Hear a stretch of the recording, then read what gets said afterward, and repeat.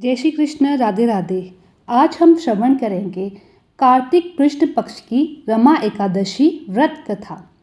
धर्मराज युधिष्ठिर कहने लगे, हे भगवान, कार्तिक कृष्ण एकादशी का क्या नाम है, इसकी विधि क्या है, इसके करने से क्या फल मिलता है, सो आप विस्तार पूर्वक बताएं। भगवान श्री कृष्ण बोले कि कार्तिक कृष्ण पक्ष की एकादशी का नाम रमा है। यह बड़े बड़े पापों का नाश करने वाली है। इसका महात्मा मैं तुमसे कहता हूँ, ध्यानपूर्वक सुनो। हे राजन, प्राचीन काल में मुचुकुंद नाम का एक राजा था। उसकी इंद्र के साथ मित्रता थी और साथ ही यम, कुबेर, वरुण और विभीषण भी उसके मित्र थे। यह राजा बड़ा धर्मात्मा, विष्णु भक्त और न्याय के साथ राज करता था। उस राजा की एक कन्या थी जिसका नाम चंद्रभागा था। उस कन्या का विवाह चंद्रसेन के पुत्र शोभन के साथ हुआ था। एक समय वह शोभन ससुराल आया। उन्हीं दिनों जल्दी ही पुण्यदायी एकादशी रमा भी आने वाली थी। जब व्रत का दिन समीप आ गया तो चंद्रभागा के मन में अत्यंत सोच उत्पन्न हुआ कि मेरे पति अत्यंत दुर्बल है और मेरे पिता की आज्ञा अति कठोर है। दशमी को राजा ने ढोल बजवाकर सारे राज्य में यह घोषणा करवा दी कि एकादशी को भोजन नहीं करना चाहिए। ढोल की घोषणा सुनते ही शोभन को अत्यंत चिंता हुई। अपनी पत्नी से कहा, हे प्रिय, अब क्या करना चाहिए? मैं किसी प्रकार भी भूख सहन नहीं कर सकूंगा। ऐसा उपाय बताओ कि जिससे मेरे प्राण बच सके, अन्यथा मेरे प्राण अवश्य चले जाएंगे। चंद्रभागा कहने लगी, है स्वामी, मेरे पिता के राज्य में एकादशी के दिन कोई भी भोजन नहीं करता। हाथी, घोड़ा, ऊंट, बिल्ली, गो यादि भी तृण, अन्न, जल यादि ग्रहण नहीं कर सकते। फिर मनुष्य को तो क्या कहना। यदि आप भोजन करना चाहते हो तो किसी दूसरे स्थान पर चले जाइए, क्योंकि यदि आप यहीं रहना चाहते हो तो आपको अवश्य ही व्रत करना पड़ेगा। ऐसा सुनकर शोभन कहने लगा, है प्रिय, मैं अवश्य व्रत करूंगा। जो भाग्य में होगा वह देखा जाएगा। इस प्रकार से विचार कर शोभन ने व्रत रख लिया और वह भूख और प्यास से अत्यंत पीड़ित होने लगा। जब सूर्य नारायण भगवान अस्त हो गए और रात्रि को जागरण का समय आया तो वैष्णवों को अत्यंत हर्ष देने वाला था, परंतु शोभन के लिए अत्यंत दुखदायी हुआ।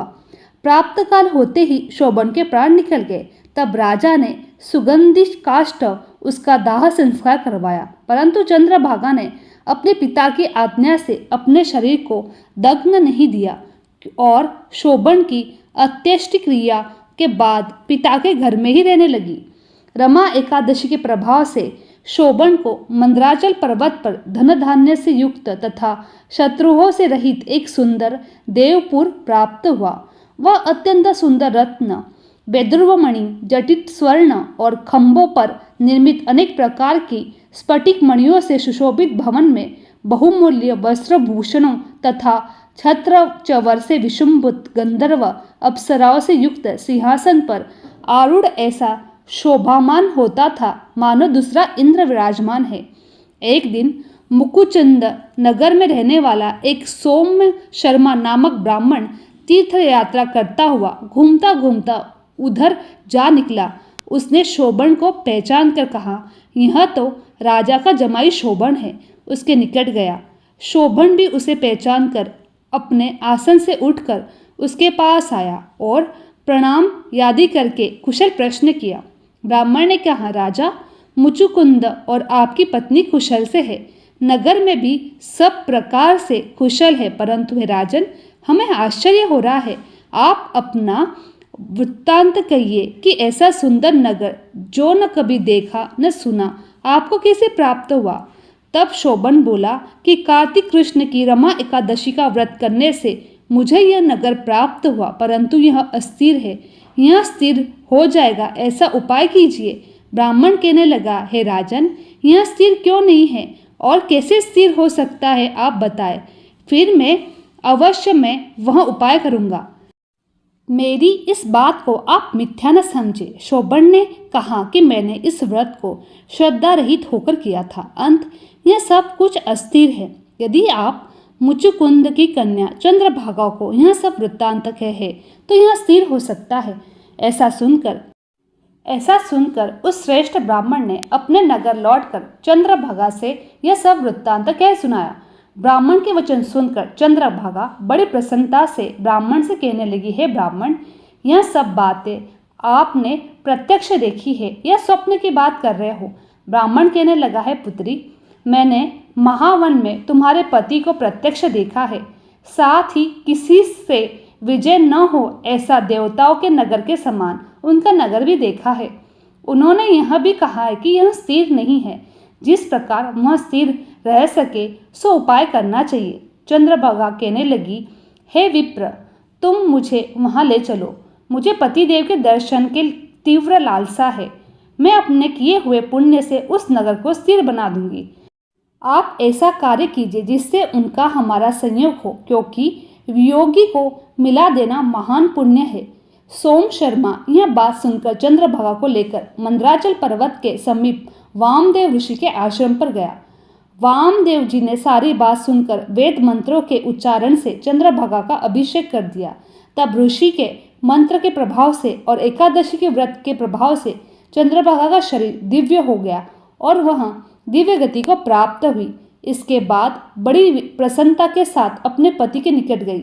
अपनी प्रिय पत्नी को आते देखकर शोभन अत्यंत प्रसन्न हुआ और उसे बुलाकर अपनी बाई तरफ बिठा लिया।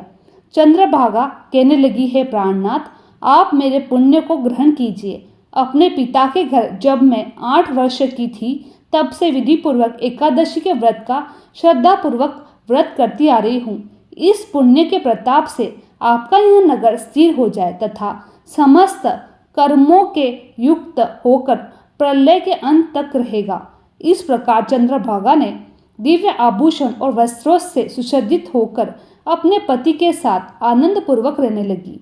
हे राजन, यह मैंने रमा एकादशी का महात्मा कहा है। जो मनुष्य इस व्रत को करते हैं उनके ब्रह्म हत्यादि समस्त पाप नष्ट हो जाते हैं। कृष्ण पक्ष और शुक्ल पक्ष की दोनों एकादशी समान है, इनके में कोई भेदभाव नहीं है, दोनों के समान फल है। जो मनुष्य इस महात्मा को पढ़ते अथवा सुनते हैं वे समस्त पापों से छूटकर विष्णु लोक को प्राप्त होते हैं। बोलो भगवान विष्णु की दे। रमा एकादशी का व्रत करने से भगवान विष्णु की कृपा से लोगों के सभी पाप नाश होते हैं, मोक्ष की प्राप्ति होती है। एकादशी कथा सुनने मात्र से वाजपेयी यज्ञ का फल मिलता है। जीवन में आने वाली बाधाएं खत्म होती है, घर में सुख समृद्धि का वास बना रहता है।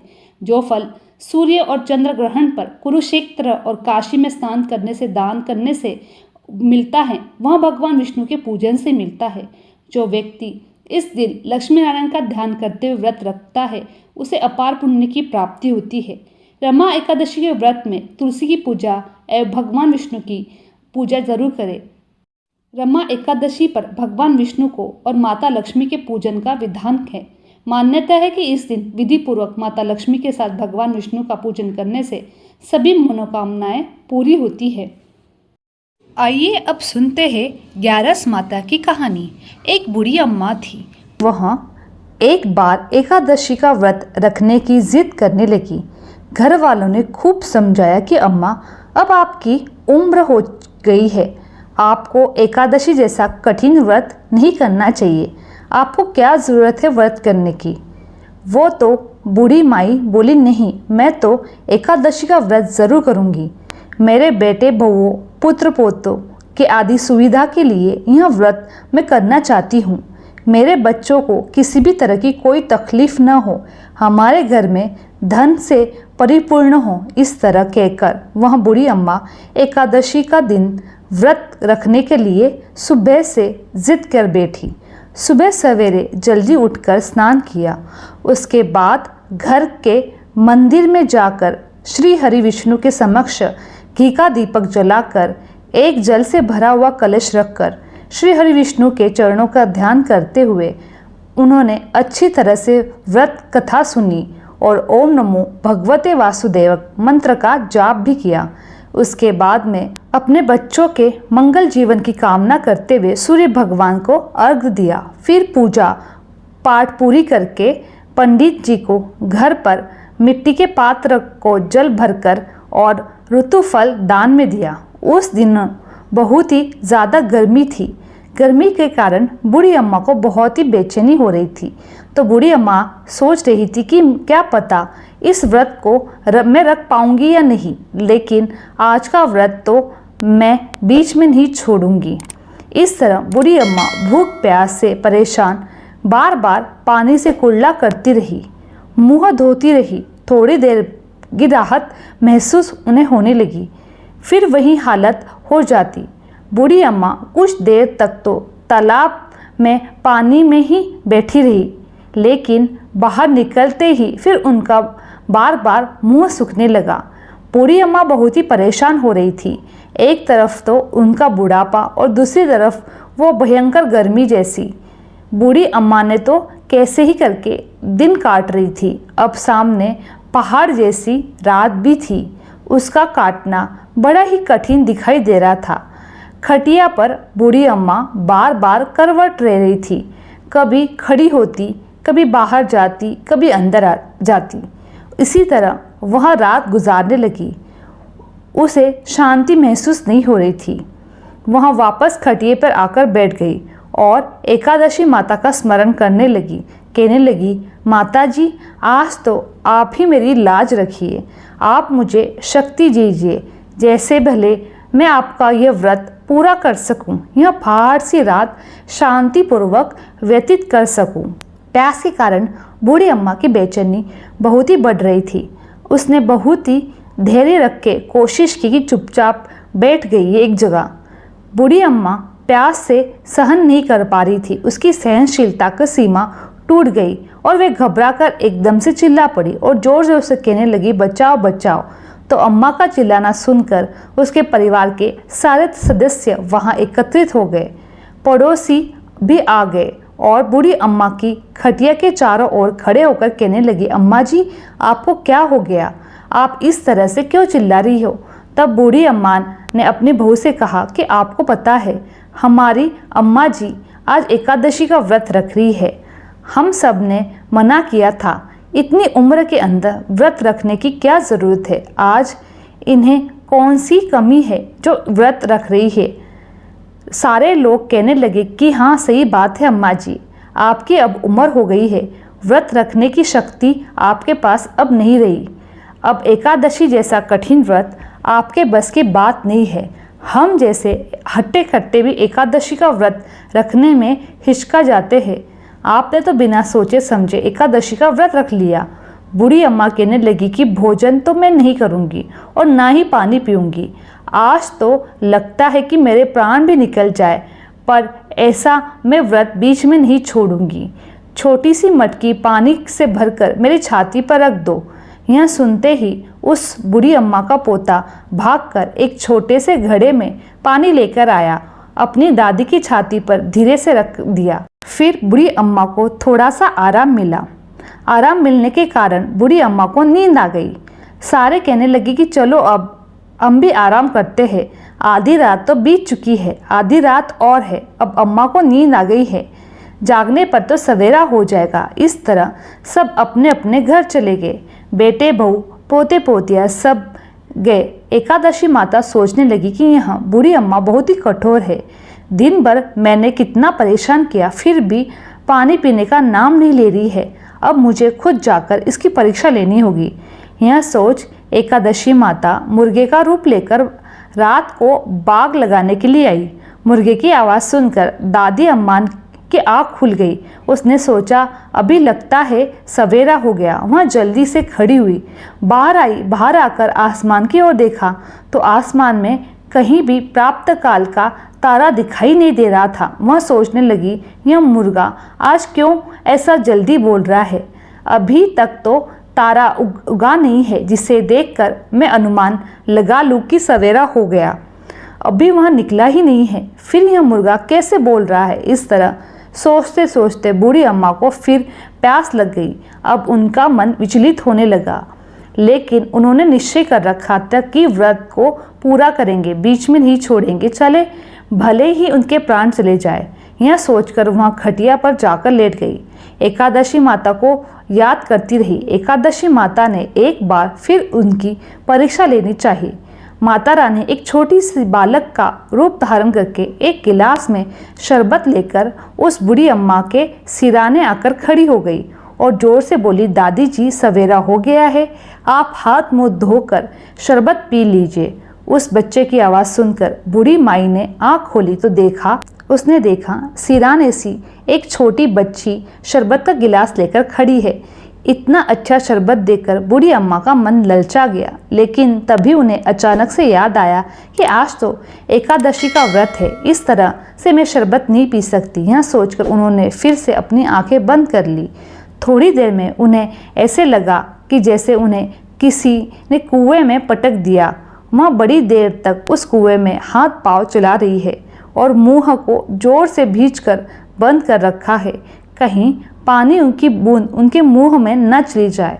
इस तरह भी अपनी दृढ़तापूर्वक व्रत का पालन करती रही। थोड़ी देर बाद अचानक से अम्मा को लगता है कि जैसे सामने आग जल रही है, जिससे भारी गर्मी हो गई है, प्यास के कारण प्राण निकल रहे हैं। लेकिन बूढ़ी अम्मा ने फिर भी पानी नहीं पिया, वह चुपचाप बैठी रही। थोड़ी देर बाद बूढ़ी अम्मा ने देखा कि बाहर प्रकाश दिखाई दे रहा है, ऐसा लग रहा है जैसे सवेरा हो गया। फिर अम्मा ने बाहर निकलकर देखा तो अम्मा समझ में आ गई कि सवेरा होने में अभी तक 3 घंटे बाकी है। यह जानकर वह शांतिपूर्वक इधर उधर घूमने लगी। तरह तरह की परीक्षा लेने पर भी एकादशी माता को पता चल चुका था कि बूढ़ी अम्मा किसी प्रकार से अपना व्रत को नहीं तोड़ेगी। 11 माता ने प्रसन्न होकर बूढ़ी अम्मा को आशीर्वाद दिया, जिसके वजह से अम्मा के बचे हुए 2 घंटे बड़े ही सरलता पूर्वक पूरे हो गए। फिर सवेरा हो गया। सवेरा होते ही बूढ़ी अम्मा ने स्नान किया और भगवान विष्णु जी का पूजा पाठ किया और एकादशी माता की व्रत की कथा सुनी। कथा सुनने के बाद ब्राह्मणों को दक्षिणा देकर भोजन कराया। उसके बाद श्री हरि, विष्णु और एकादशी माता से व्रत से हुई भूल चूक के लिए माफ़ी मांगी। उसके बाद जाकर जल ग्रहण किया, अपने व्रत का पालन किया। अम्मा जी को एकादशी माता ने उस श्रेष्ठ व्रत का इतना पुण्य फल प्राप्त हुआ कि बूढ़ी अम्मा की आयु में वृद्धि हो गई। उसका परिवार हरा भरा हो गया। घर में अब कोई भी अभाव नहीं रहा। धन धान्य की परिपूर्णता हो गई। उनका घर तरह से सुख साधनों से संपन्न हो गया। वह इस लोक में सुख भोग कर अंत में विष्णु धाम को गई। एकादशी माता ने जैसा फल बुढ़िया माई को दिया वैसे सबको देना। कहानी सुनने वाले को सबकी मनोकामनाएं पूर्ण करना। बोलो भगवान विष्णु की जय, श्री हरि की जय, एकादशी माता की जय। मेरी ये वीडियो आप लोगों को पसंद आई होगी तो मेरे चैनल को लाइक, शेयर और सब्सक्राइब करना ना भूलें। आप सभी का धन्यवाद।